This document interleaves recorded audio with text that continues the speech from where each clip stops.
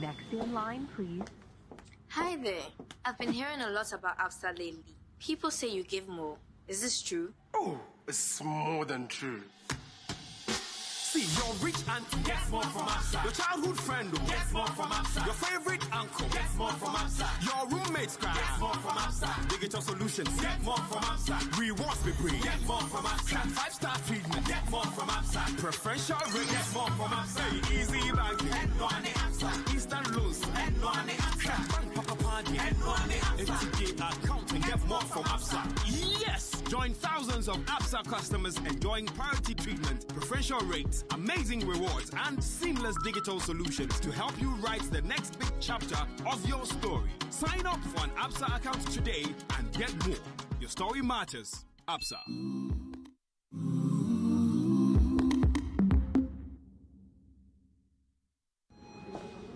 Next in line, please. Hi there. I've been hearing a lot about ABSA lately. People say you give more. Is this true? Oh, it's more than true. See, your rich auntie gets more from ABSA. Your childhood friend gets more from ABSA. Your favorite uncle gets more from ABSA. Your roommates gets more from ABSA. Digital solutions get more from ABSA. Rewards be free. Get more from ABSA. 5-star treatment get more from ABSA. Preferential rate get more from ABSA. Easy banking and no any ABSA. Instant loans and no any ABSA. Bank papa party and no any ABSA. FTK accounting get more from ABSA.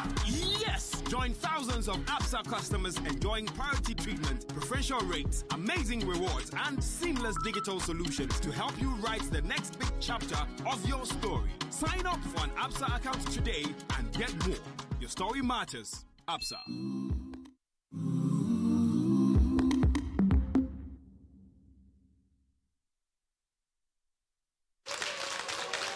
Yes. Welcome to another session of the ABSA Ready to Work webinars. And we are giving you more and more from ABSA. And this morning, we're going to talk about a very interesting topic because the national service season is over. Students have graduated, and there are many questions on young people's mind. What next? Where should I go? What should be my next move? And all that. And today, we're going to talk about a very important topic that I know many people are talking about or battling with now. We're going to talk about side hustle or 9 to 5. At this point in life, where do I go? Do I go into my side hustles and developing it into a business that I can run very well? Or should I be looking at 9 to 5? And we have very seasoned young people who have walked the journey today would be talking to us about this very important topic. We also have other young people with us here in the studio. And for those of you joining us online, we are very grateful.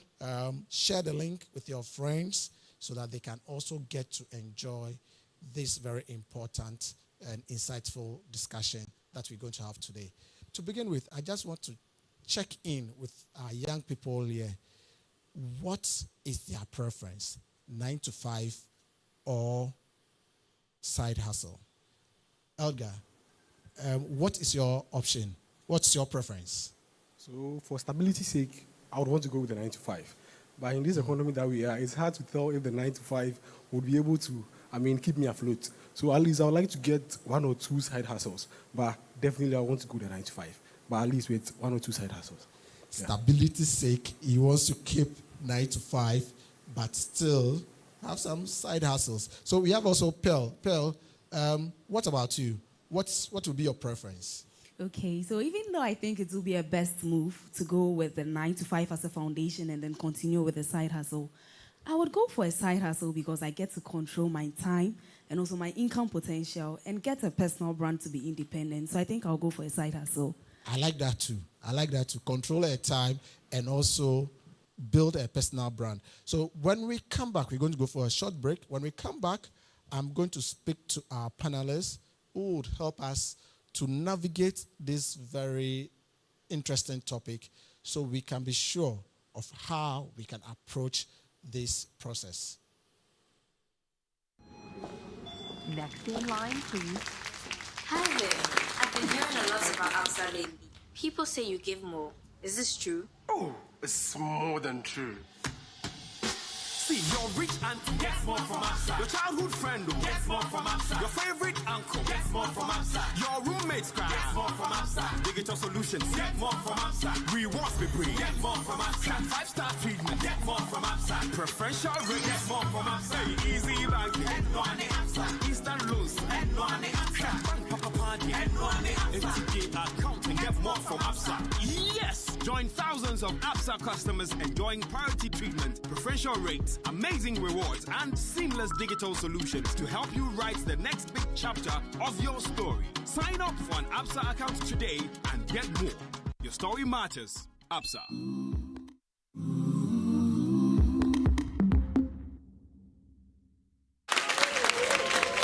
Thank you, and welcome back.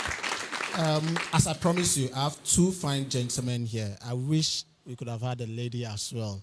But, well, I have two fine gentlemen here who are going to help us talk about side hustle or 9 to 5.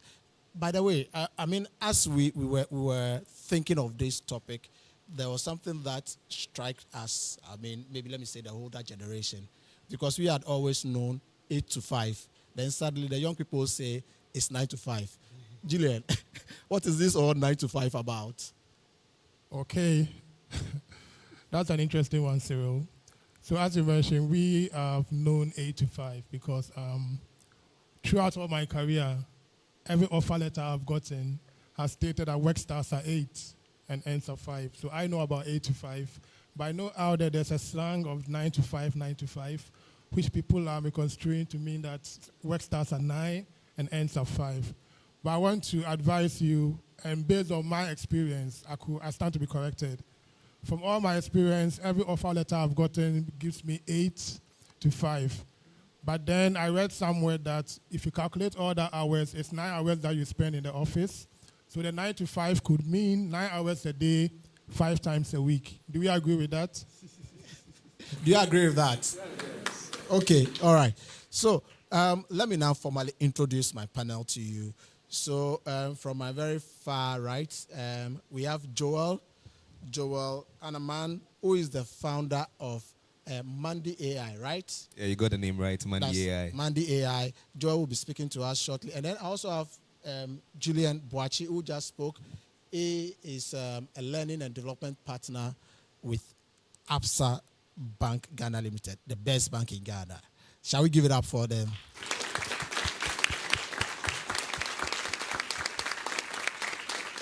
Okay, so Joel, I think we would like to know a little bit about what you do so that we can also put what you say in context. So if you can just tell us a little bit about what you do and how you got to where you are now. Okay, thank you very much. My name is Joel, founder of Mandy AI. Mandy AI is an AI career companion for students, basically giving them that autonomous career coaching that they need throughout school and then when they graduate. But prior to this, I'll tell you about the past 10 years. I've transitioned careers for 5 times. And I love the thing that one of the gentlemen talked about. I think it was Godson.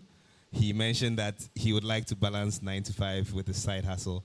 And I have my day job. In my day job, I work as a senior product manager. But at nights, I do career coaching and employability consulting as well. So over the period, my organization, Career Wheel, we've served over 400 professionals in Africa and then beyond Africa. And we've been also able to help them with securing jobs, over $2 million in annual recurring income. So that's something I'm proud of. But it really started as a side hustle. And I'm really excited to talk about how that has morphed from just a side hustle into a fully fledged business and now an AI tech company. Thank you very much, Joel. So it ties in perfectly with what Elgar said, balancing 9 to 5 and side hustle. Julian, you know, it's interesting. I need to be careful. We have a J and a J. So, Julian, tell us a little bit about yourself and what you also do for young people. Okay, so my name is Julian Boachi. As Cyril rightly mentioned, I'm currently the learning and development partner for ABSA Bank Ghana Limited. So what I basically do is to make sure that colleagues within the bank are developed to meet a strategy, to deliver on the strategy that the bank has set for itself. My career has traversed various organizations. I started off as a consultant, and I've been in a position to advise young entrepreneurs to support their businesses to thrive. And now I'm in the L&D space, that's learning and development. So I help young people to develop skills and then what they need to be able to also deliver and excel in the workplace. So basically, that's who I am. Thank you. Thank you very much, Julian. So we're going to talk about key areas in trying to navigate this conversation. We're first going to talk about self-reflections and setting goals or goal setting. We are going to talk about the dilemma between furthering education and going to the work stream. Or we're going to talk also about job hunting. We're going to talk about entrepreneurship and side hustles, how to get there. And we are also going to talk about how to develop your skills. So to start with, Julian, if you can just, as I said, the season has just ended for national service. For those national service who actually served with ABSA, they have ended their time. They are on leave now. Another cohort of national service are going to be posted out. There are people who have just graduated from school and all that. At this point in time, people always think of what's next? Where am I going to go? What do I need to do? What should I do next? In terms of self-reflection, what should they be looking at, or what should they be considering in doing their self-reflection on their next move and their next step? That's a very brilliant question, Cyril. So, as you rightly mentioned, those who joined us in ABSA are currently on leave. And I will advise all those who are on leave to really enjoy your leave, okay? Speaking to a few of them before they went on leave, it felt as if completing national service was like going on pension, because they knew what next out there, the unknown. So I'm very happy with today's topic, thinking 9 to 5, which is basically 8 to 5, and also a side hustle. But even as you are on leave, or those who are yet to get into national service or get into the work environment, it's a time to reflect, okay?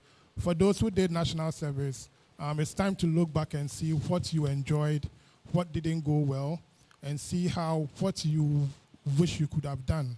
Because those reflections will let you know where you are and then what to do next. It can inform what you want to do going forward. It's when you know what you are, what your key strengths are. And I believe most of us we've heard of SWOT analysis, right? Strengths, weaknesses, opportunities, threats. It's time you can do that for yourself. What are your internal strengths and weaknesses? What are those external opportunities and threats that can help you to navigate what you want to do going forward? I'm not here to advocate for a 9 to 5 or a side hustle. I will add a third one, or both. But I'm here to help you to make a decision, okay? For me, it's a mindset.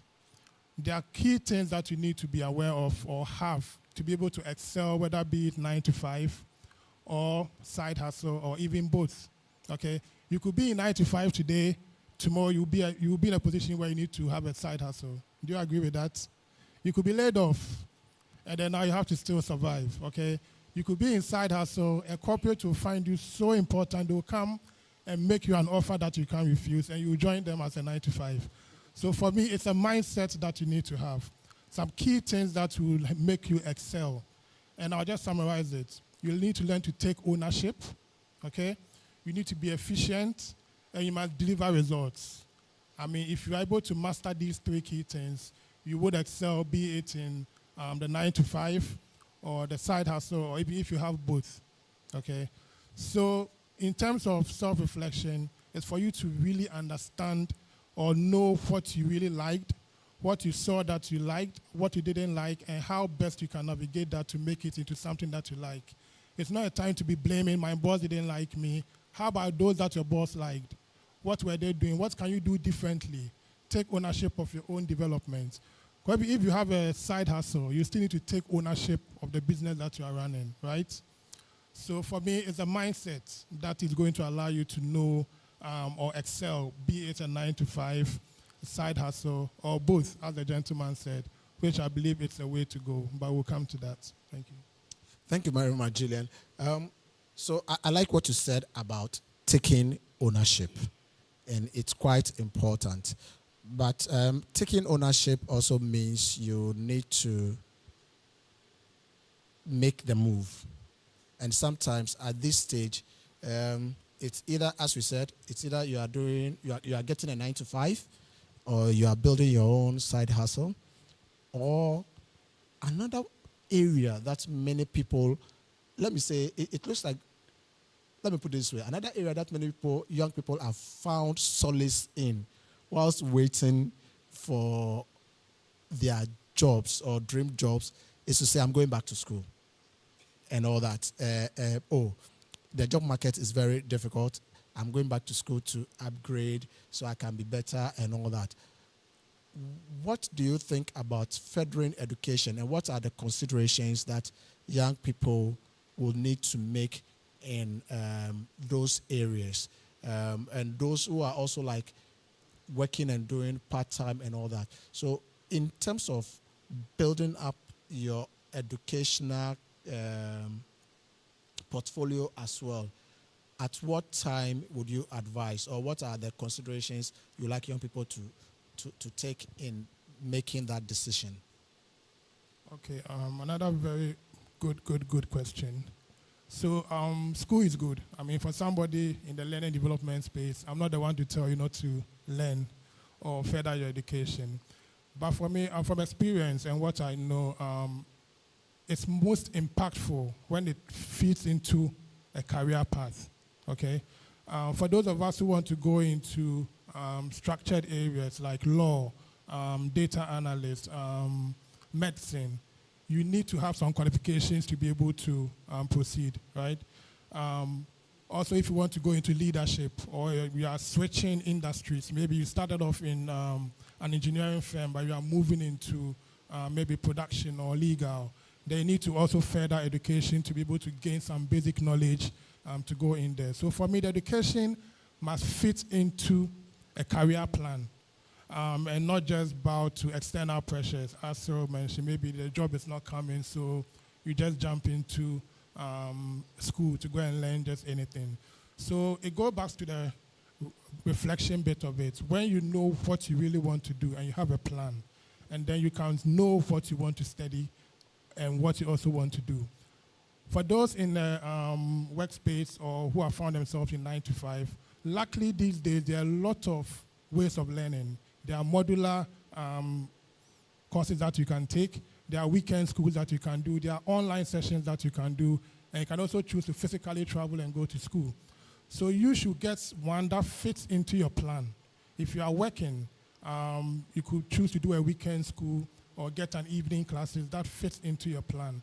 But make sure that whatever that you are going to study fits into a career plan. Okay? Understand what you want to do, and that can really help you to choose what you need to do.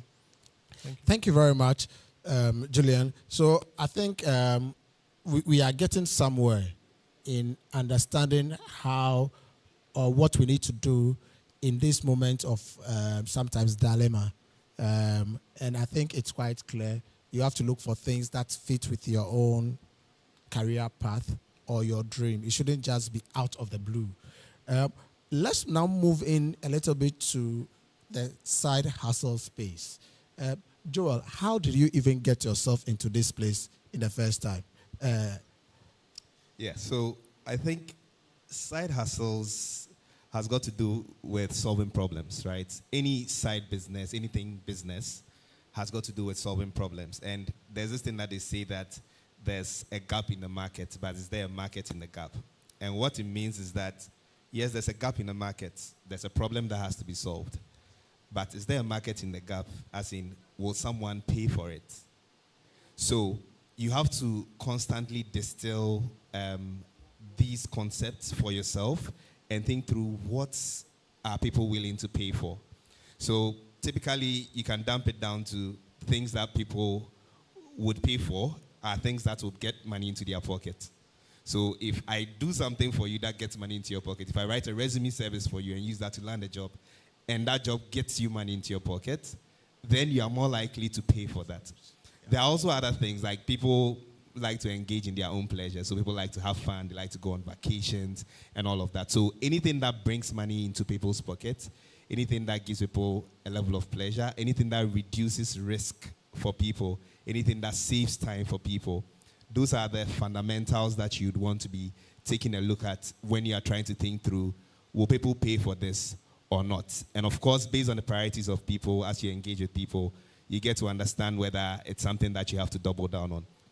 But generally, you also have to distill it into whether it's a service business or it's a product business.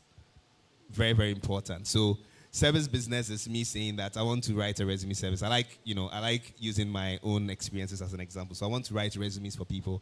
That's a service business. So there's a time cap to it because I'll need human resources. It's either I'm writing it myself or have a team or have a couple of friends that I'm working with to deliver that particular service.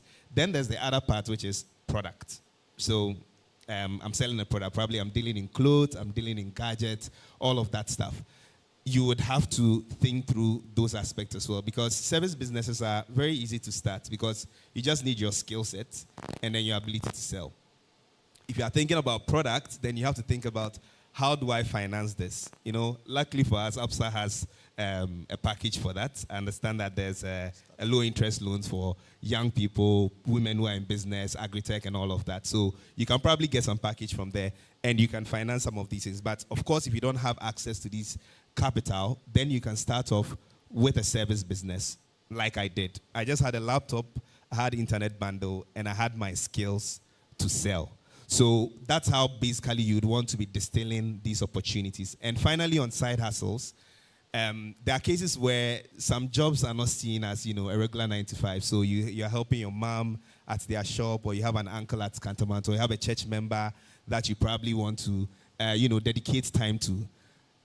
You get to build skills. You get to earn some cash. And in the moment where you are not actively engaged, I know a lot of people do not consider this as valid work experience.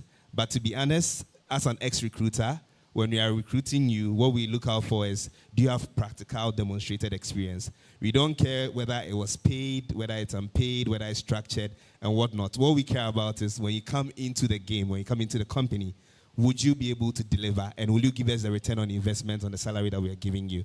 So some of it all is that you have to really think about the problem you are solving, whether people are willing to pay for it, whether it's a service product or it's a service business or it's a product business.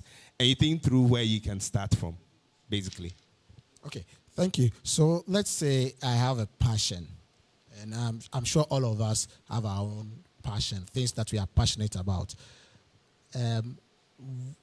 How do I turn it into a side hustle or a business? What are the first steps, what are the early steps that I need to take to turn this passion into a side hustle? Because I see you are the passion around developing people, and you use that in building your own business. How do we, what are the steps we take to do that?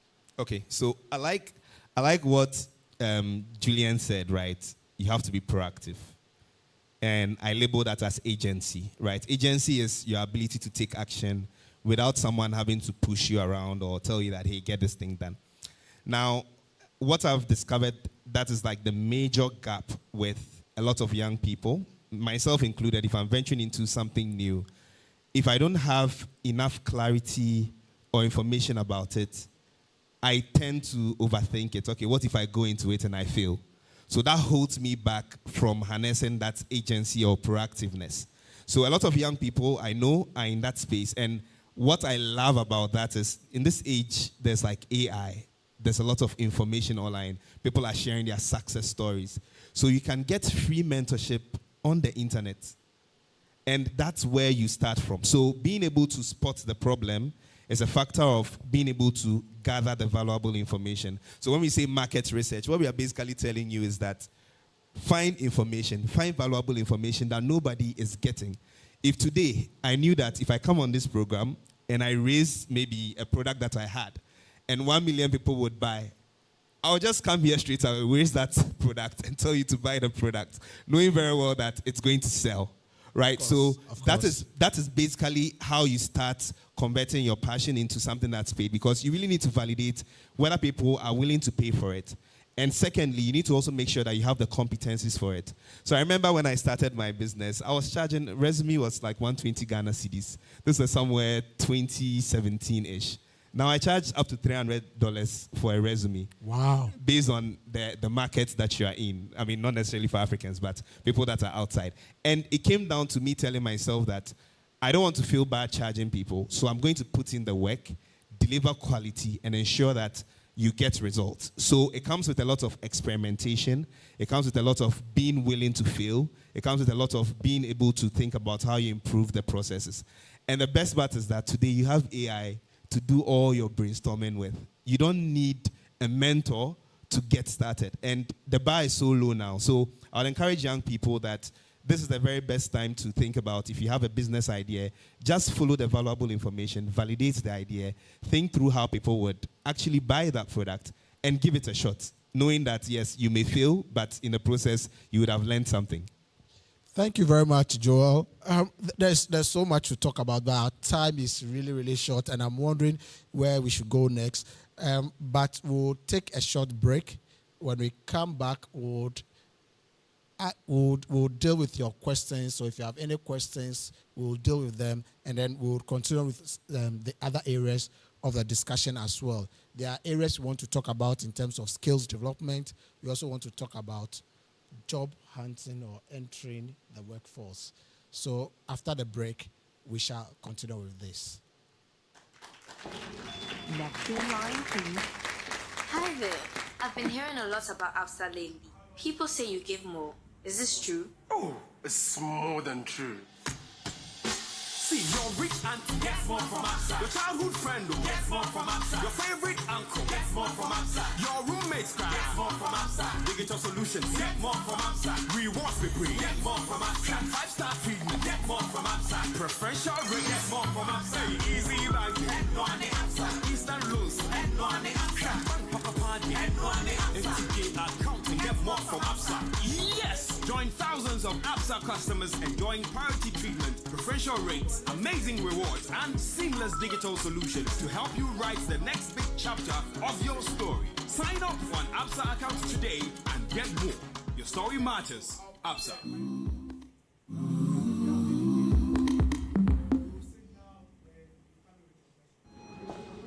Next in line, please.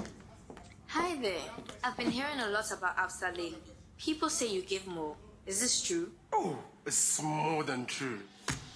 See, you're rich and get more from ABSA. Your childhood friend gets more from ABSA. Your favorite uncle gets more from ABSA. Your roommates get more from ABSA. Digital solutions get more from ABSA. Rewards we bring get more from ABSA. 5-star treatment get more from ABSA. Preferential rate get more from ABSA. Easy bank get no on the ABSA. Instant loans get no on the ABSA. Papa party get no on the ABSA. FTK accounting get more from ABSA. Yes! Join thousands of ABSA customers enjoying priority treatment, preferential rates, amazing rewards, and seamless digital solutions to help you write the next big chapter of your story. Sign up for an ABSA account today and get more. Your story matters. ABSA.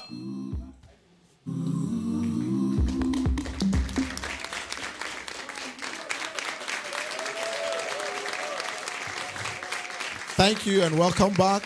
We are discussing side hustle or 9 to 5, and this is the ABSA Ready to Work webinar sessions. And I have with me here Joel Anaman, who is the founder of Mendy AI, and then we have Julian Boachi, who is a learning and development partner at ABSA Bank Ghana Limited, and they've been helping us to navigate this very fine topic. I'll come back to you shortly for questions because I know you have burning questions. But before that, between Joel and Julian, can you just give us just a little bit, what are the current soft skills or skills that the job market requires now? Either you are doing your 9 to 5 or your side hustle. What are the skills that the market requires from young people? Okay, so I think I'll go first. So you mentioned the soft skills and then the hard skills. For me, the soft skills, I'll call them the power skills, okay? And I'll come to that. Because these are skills that you need to be able to excel, be it in a 9 to 5 or even in your side hustle. And for your generation in particular, I was doing some research and I came across something very interesting. That the top skill that you need, okay, is to be able to connect with strangers professionally. Who understands it? Connecting with strangers professionally. Because if you are going to 9 to 5, your first step is to go through an interview where you're going to connect with people to convince them why they should bring you into their space to work. If you have your side hustle, you are still going to connect with strangers to patronize whatever brand that or solutions that you are giving to them. So your ability to connect with strangers professionally is very key, okay? On top of that, we can talk about skills like communication, emotional intelligence, because you are going to work with people. How do you collaborate with people effectively is very key, okay? So those are on the soft or what I call the power skills, because there are things that are really going to move you. On the technical side, you must do a lot of research. Who can tell me the number one skill that is selling in the world today or in Ghana today? I'll let you think about it. But things like coding, data analytics, being very fluent with generative AI, these are things that technically you also need to be able to show some competency in, okay? Most organizations, for those wanting to go into 95, are looking for people who can balance that soft skills with those technical abilities as well. So those skills that allow you to work effectively with people and also to be on top are those skills that you should really pay attention to. Communication, collaborating very well with people, and also building those technical skills that can help you in the areas that you are going to navigate. I don't know if Joel has something to add to that. Yeah, the L&D man has said everything, but I'll just also add a bit. There's this report, the World Economic Forum. I do some work for them through the Global Shapers community as well. And they have this report that talks about the 10 top skills, soft skills that you need. Actually, the skills that you need to survive over the next 5 years. And Julian mentioned a lot of them, the communication and whatnot. There's also curiosity, there's resilience. And curiosity sort of connects to what I mentioned earlier. When you feel lost, when you can't take action, the first thing is you admitting that, hey, I don't know, I need to find information. And typically you find information either on internet sources or with people, right? So always default towards, if I'm lost, I need to either ask someone or I need to find the information online. And that gives you that edge to be able to act. When it comes to the technical skills as well, like Gillian mentioned earlier, when you set your goals, you then reverse engineer it to what are the skills that I have to be building today? Because you want to make sure that whatever skill you are building today kind of connects to wherever you're headed.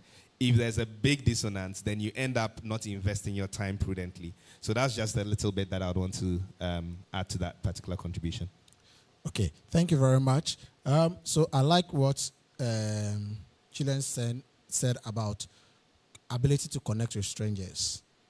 And on the 14th of November, we're going to have a very big youth entrepreneurship session in collaboration with MasterCard Foundation, the ABSA MasterCard Foundation Youth Entrepreneurship Forum. You must be there to connect because we're going to have the likes of Joel and Julian there. We are going to have entrepreneurs here. We are going to have funding partners there.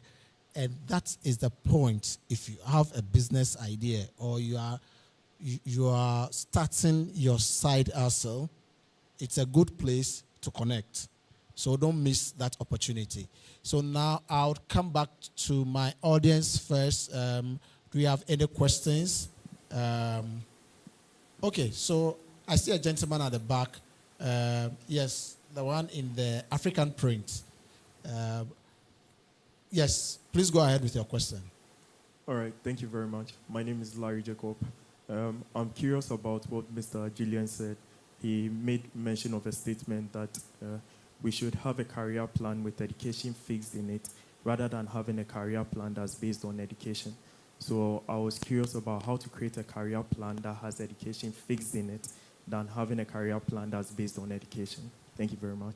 Thank you. Can we have a second before? Yes, the gentleman dressed like a banker. Yeah, thank you so much. My name is Eduwa and Felix. And then my question goes to all the panelists. So as a Gen Z, I found myself in a world of uncertainty.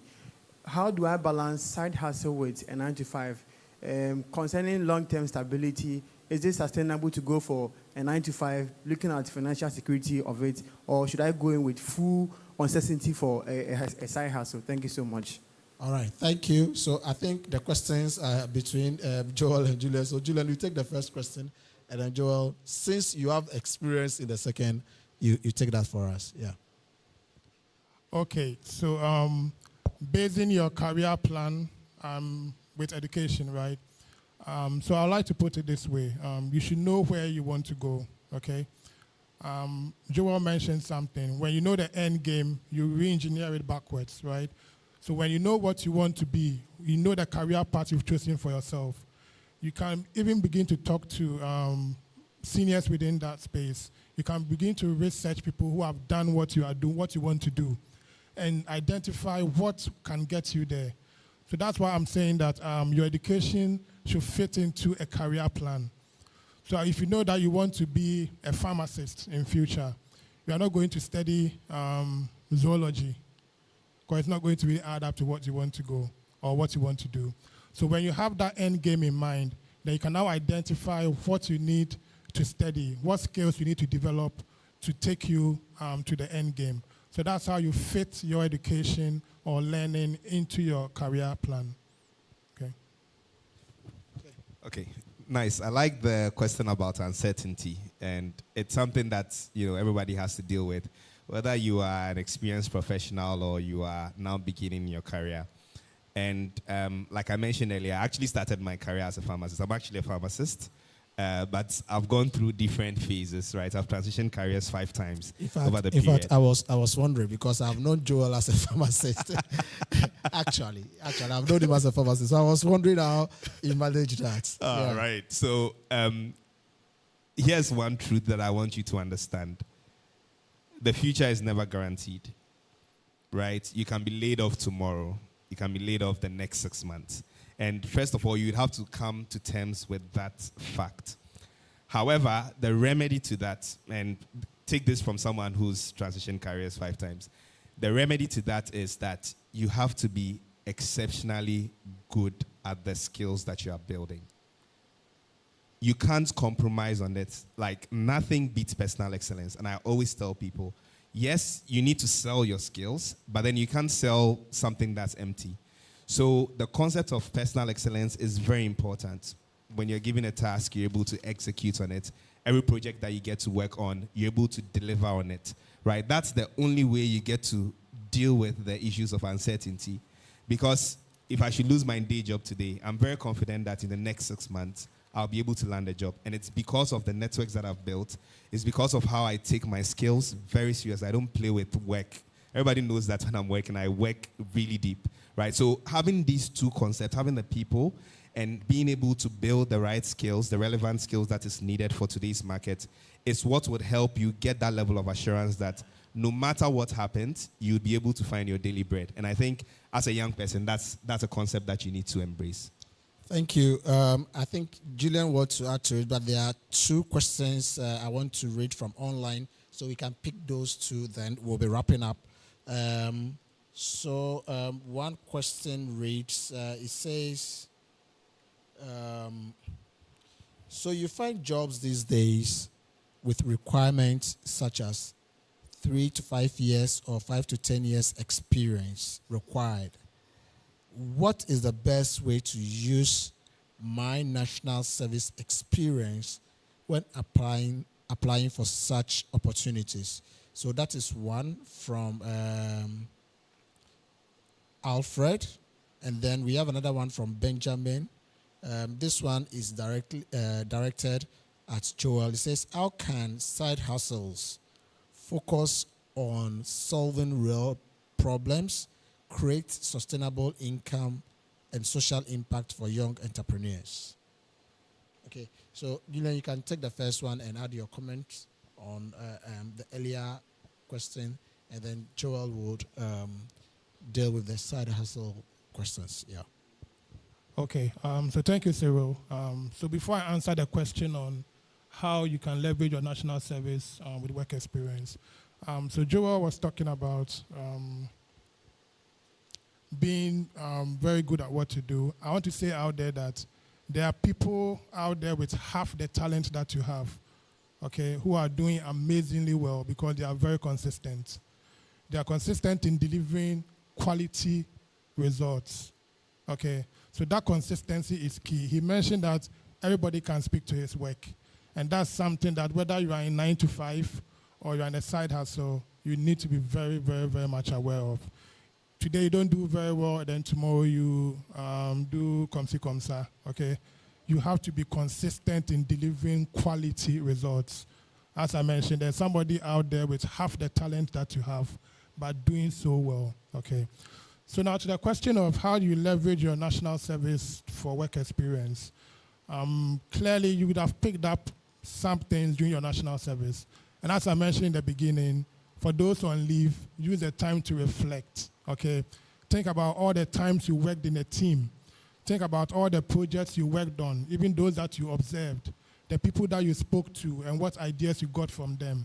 These are things that you can put together to sell yourself. In terms of teamwork, you can talk about having experience in working in a team, collaborating with people to get things done. These are things that your potential employers are looking out for. People who can collaborate effectively, people who understand the goal and can work towards it, people who can network. So if you spoke to people, understanding how your department connects to the next department, these are things that you can leverage on within that 1 year national service experience that you have. Not just that, even if you've had internships, all of that add up, okay? Joel spoke about maybe you've helped your mother in the shop, you've helped somebody to do something. A personal experience. I did my master's in the UK. Along the line, I was working in Pizza Hut. I needed to survive, so I was doing that whilst I was schooling. I went for an interview one time when questions were asked about customer experience, and guess where I picked my experience from? My work in Pizza Hut. Because that had been the only time I had worked closely to support customers. So everything that you've done, look out for what positives you got from it and how that can impact whatever role that you are going to apply for. So nothing is a waste, okay? Think about all the times you had in where you did your national service. As I mentioned, think about the scenarios where you worked in teams, you collaborated with people, and these are things that you can always leverage on to be able to sell yourself to your next employer. Well, so there's so much to talk about or to put on your CV. So it's just about taking time to reflect on what you've actually done, and then you can document it, and then you can show evidence of how these has also impacted your life. Yeah, I would add briefly to that and then continue to address the entrepreneurship question. So I quite remember when I also moved to the UK for my master's, I decided to formalize my business, the Career Wheel, and I coached my very first tech talent. So there's a guy who was actually almost done with his national service, and he was discounting some of his experiences when he was in school because he was doing side gigs. He's a software engineer, so he was doing side gigs, working 20-hour weeks, combining that with school and all of that. Very sharp guy because he finished with a first class and whatnot. And by telling the right story on his resume, right, being able to highlight all those experiences, it was mind-blowing to me. That was the first time I negotiated a $6-figure salary in Ghana, from Ghana, for someone to work with a global company. And it also shaped my perspective around a lot of things. So the possibilities are endless. Do not discount the experiences, like Julian said. You need to bring all of that into the room because as a former recruiter, all we really care about is, can you do the job when we put you on? And you need to tell that story. You need to show us that practical experience. Now, bringing that to I mean, the entrepreneurship bit. Solving problems is an iterative process. I don't want to go into the details, but there's something called a design thinking process. So whoever asks that question, you can sort of read about the design thinking process, which takes you through a process of being able to empathize with people's problems and then being able to define problems, because people will tell you problems on a surface level. But then when you do the market research, when you go into the details, that is when you'll be able to find the root causes. And it's those root causes that would enable you to know whether you need to solve that problem or not, and whether people are willing to pay for it or not. So you empathize with people with their problems, you define the problems, then you ideate around your solutions, then you prototype, and then you test. And it works across, whether it's software, whether it's a small business, whether you're selling clothes at Cantamanto, whatever it is, it just works. The only bit here is that you should be willing to fail. And that's one thing that I think a lot of young people, we want a straight path to success. But the thing is, you can't get that straight path to success if you don't test things out. That level of uncertainty and where you would gain the competitive advantage is when you are willing to apply whatever you found out. You fail or you achieve success, you take note of that and you make that repeatable. So of course, when you fail, you take note of that. Okay, I don't need to do it that way the next time. But then when you achieve success, then you go like, okay, this is something that I need to double down on. And that is the only way you can stay competitive as someone who's starting a side hustle that can now grow into a sustainable business, similar to what I've done. Thank you very much, Joel and Julian, for being with us today. I think you've shared very valuable insights with us. I know there's more to talk about. There's more to talk about, and we could have delved deeper into other things. Unfortunately, we don't have much time for that, so we'll be bringing our session to an end here. But this is not the end. As I said, remember on the 14th of November, we have even a bigger forum, and it's going to be the entire day. And you have much more opportunity to interact, to network, and to connect with people who can impact your life in whichever way you want to go. So make sure you are there. And if you have a side hustle and you want to display or exhibit, watch out on our social media channels. From the first week of November, we are going to open up an application, and you can apply to be part of the young people or young startups and those having their side hustle businesses who can exhibit at the forum. So watch out for that as well on all our social media platforms, on Facebook, YouTube, X, and the rest, and make it a point to be there. Now also, I just want to remind you of the ReadytoWork app. If you've not downloaded that, you are doing yourself a great disservice. Go on the ReadytoWork app. I think one of the things Joel talked about, design thinking, we have all those there. We have about 14 different models there that can help you build your soft skills that you need for the world of work. So remember to do that as well. So once again, thank you all very much for joining us. For our friends online, we say thank you.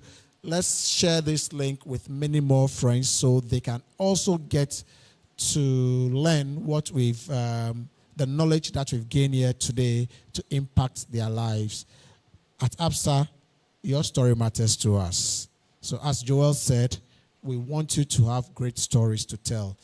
And we have purpose to journey with you, to empower you, to make that story happen to each and every one of you.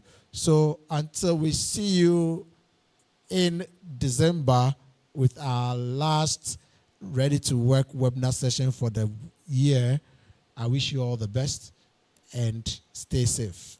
Thank you.